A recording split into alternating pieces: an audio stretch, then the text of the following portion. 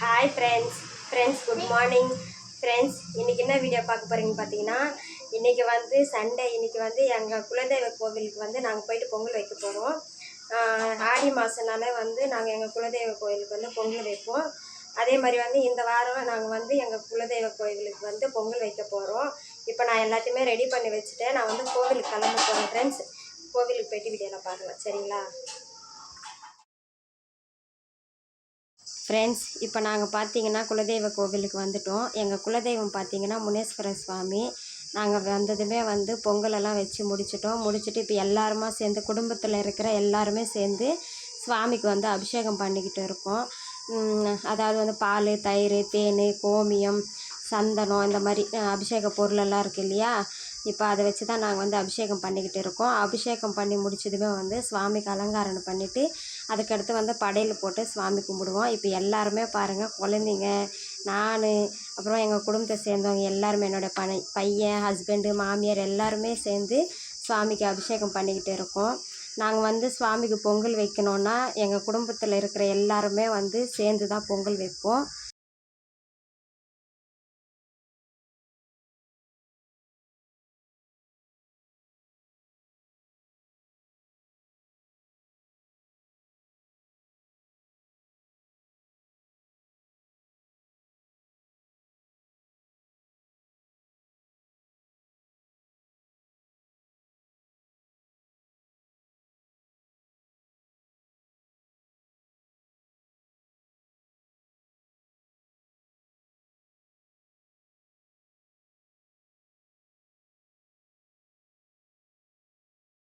Friends, இப்போ பாருங்கள், நாங்கள் பொங்கல் வச்சு முடித்ததுமே தான் அபிஷேகம் பண்ண ஸ்டார்ட் பண்ணியிருக்கோம்.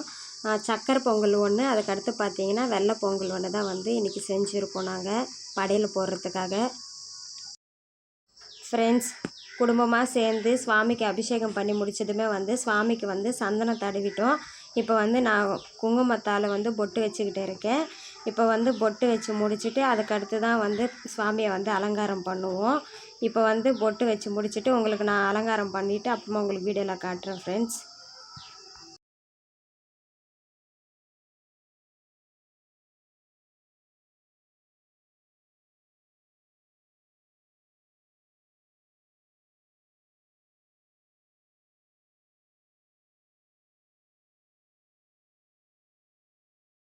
ஃப்ரெண்ட்ஸ், இப்போ வந்து சுவாமிக்கு அலங்காரம் பண்ணி முடிச்சிட்டோம்.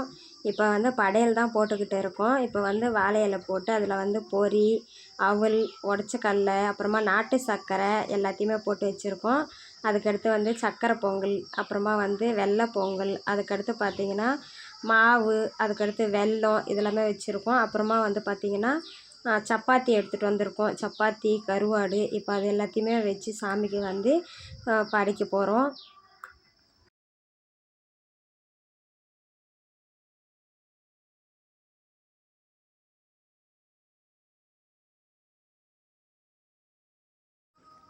ஃப்ரெண்ட்ஸ், இப்போ வந்து படையல் எல்லாமே போட்டு முடிச்சிட்டோம்.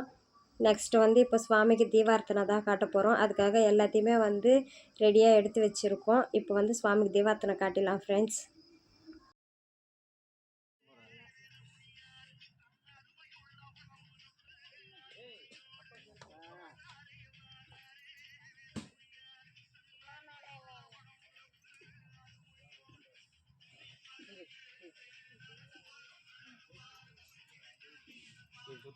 காட்டு, நீ காட்டு. நானே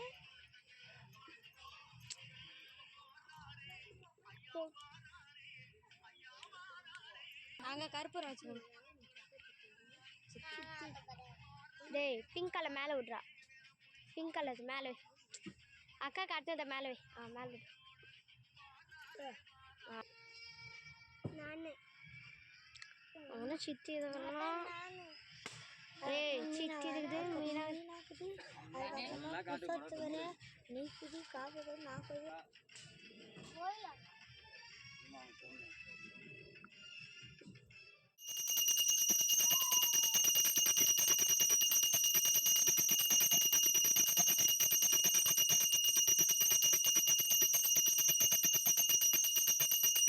ஃப்ரெண்ட்ஸ், எங்கள் குலதெய்வ கோவிலில் பூஜை நல்லபடியாக முடிஞ்சுது.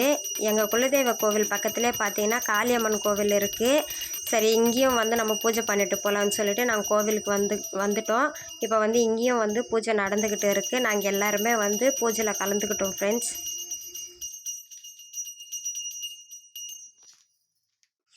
நாங்கள் வந்து குலதெய்வ கோவிலில் வந்து நல்லபடியாக வந்து பொங்கல் வச்சு பூஜை பண்ணி முடிச்சிட்டோம்.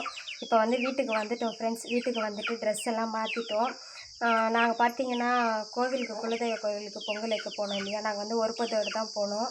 சரி, ஒரு பொழுதோடு போயிட்டு பூஜை பண்ணிவிட்டு அப்புறமா வந்து சாப்பிட்டுக்கலான்னு சொல்லிட்டு நான் காலையிலேருந்து இன்னமும் சமையல் பண்ணலை. இப்போ பார்த்தீங்கன்னா டைம் 11:45 ஆயிடுச்சு. நாங்கள் வந்து வீட்டுக்கு வந்துட்டோம். இன்றைக்கி சண்டே சமையல் நான் என்ன பண்ண போகிறேன்னு பார்த்தீங்கன்னா மீன் குழம்பு தான் வைக்க போகிறேன். அதுக்காக வந்து மீன் காலையிலே வாங்கிட்டு வந்து நான் க்ளீன் பண்ணி கழுவி ஃப்ரிட்ஜில் வச்சுட்டு போயிட்டேன். இப்போ இன்றைக்கி சமையல் வந்து மீன் குழம்பு தான் ஃப்ரெண்ட்ஸ்.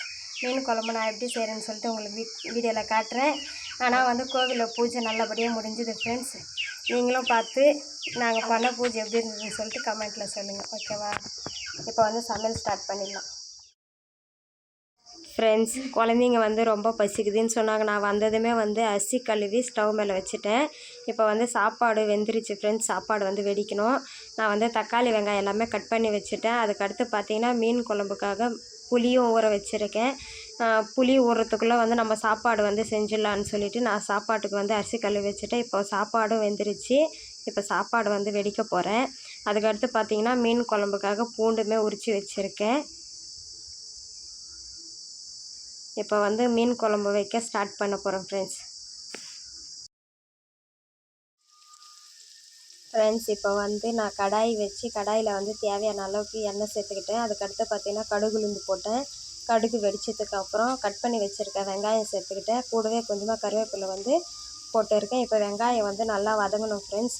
அதுக்கடுத்து பார்த்திங்கன்னா நான் மீன் குழம்புக்காக புளி தண்ணியை வந்து கரைச்சி எடுத்துக்கிட்டேன். அதில் வந்து தேவையான அளவுக்கு காரம் மிளகாய் தூள் சேர்த்துக்கிட்டேன். அப்புறமா கொஞ்சமாக கல்லுப்பு போட்டு நல்லா மிக்ஸ் பண்ணி வச்சுருக்கேன். நான் எப்போவுமே வந்து மீன் குழம்பு வந்து இந்த மாதிரி புளி தண்ணியில் வந்து மிளகாய் தூளும் உப்பும் போட்டுட்டு கரைச்சி அதுக்கடுத்து தான் தக்காளி வெங்காயம் வதங்கினதுக்கப்புறம் இந்த புளி தண்ணியை எடுத்து நான் அதில் சேர்த்துப்பேன். இந்த மாதிரி தான் நான் எப்போவுமே மீன் குழம்பு வைப்பேன் ஃப்ரெண்ட்ஸ்.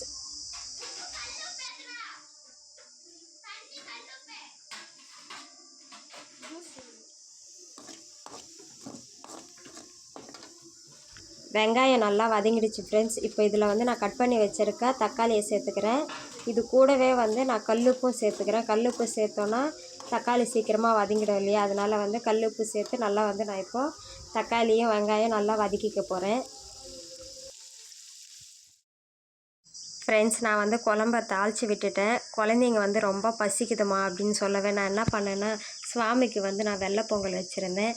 சரி, அதை வந்து குழந்தைங்களுக்கு கஞ்சியாக கரைச்சி கொடுத்துடலாம் அப்படின்னு சொல்லிட்டு இப்போ வந்து தீபிகா வந்து கஞ்சியை கரைச்சிக்கிட்டு இருக்கா. இதில் வந்து உப்பு சேர்த்து தேவையான அளவு தண்ணி சேர்த்து கரைச்சிட்டு சரி மாங்காய் ஊறுகாய் இருக்குது வச்சு எல்லாருமே வந்து கஞ்சியை குடிக்கலாம் அப்படின்னு சொல்லிட்டு கரைச்சிக்கிட்டு இருக்கோம் ஃப்ரெண்ட்ஸ். இப்போ வந்து மீன் குழம்பு ரெடி ஆகிடுச்சு. நான் வந்து இன்றைக்கி விரால் மீன் குழம்பு தான் வச்சுருக்கேன். விரால் மீன் குழம்பு வந்து டேஸ்ட்டு சூப்பராக இருக்கும். நாங்கள் இன்றைக்கி வந்து விரால் மீன் குழம்பு செஞ்சு முடிச்சிட்டேன். இப்போ குழந்தைங்க சாப்பிடுவாங்கன்னு பார்த்தா அவங்க வந்து கஞ்சி குடிச்சிட்டாங்க இல்லையா, அதுவே போதுன்னு சொல்லிவிட்டு குழந்தைங்க வந்து படுத்து தூங்கிட்டாங்க. இப்போ இன்றைக்கி எங்கள் வீட்டில் லஞ்ச் பார்த்திங்கன்னா மீன் குழம்பு அப்புறமா ஒயிட் ரைஸ் தான் ஃப்ரெண்ட்ஸ். உங்கள் வீட்டில் சண்டே ஸ்பெஷல் என்னன்னு சொல்லிவிட்டு எனக்கு கமெண்ட்டில் சொல்லுங்கள், ஓகேவா ஃப்ரெண்ட்ஸ்? சமையல் வேலை எல்லாமே முடிஞ்சுது. நான் வந்து குழந்தைங்க பசியோடு இருப்பாங்கன்னு சொல்லிவிட்டு நான் சீக்கிரமாக சமையல் செஞ்சு முடிக்கணும்னு ஃபாஸ்ட்டாக சமையல் பண்ணேன் ஃப்ரெண்ட்ஸ். ஆனால் யாருமே சாப்பிடல. குழந்தைங்க வந்து கஞ்சி குடிச்சிட்டு அவங்க வந்து படுத்து தூங்கிட்டாங்க ஃப்ரெண்ட்ஸ். இன்றைக்கி சண்டே ஸ்பெஷல் எங்கள் வீட்டில் என்ன சமையல்னு சொல்லிட்டு நீங்கள் பார்த்தீங்க இல்லையா. அதுக்கடுத்து வந்து எங்கள் குலதெய்வ கோவிலில் வந்து நாங்கள் பூஜை பண்ணி வீடியோவும் நீங்கள் பார்த்துருப்பீங்க. இந்த வீடியோ உங்களுக்கு பிடிச்சிருந்ததுன்னா லைக் பண்ணுங்கள், ஷேர் பண்ணுங்கள், கமெண்ட் பண்ணுங்கள். மறக்காமல் என்னோடய சேனலை சப்ஸ்கிரைப் பண்ணிக்கோங்க. Bye friends.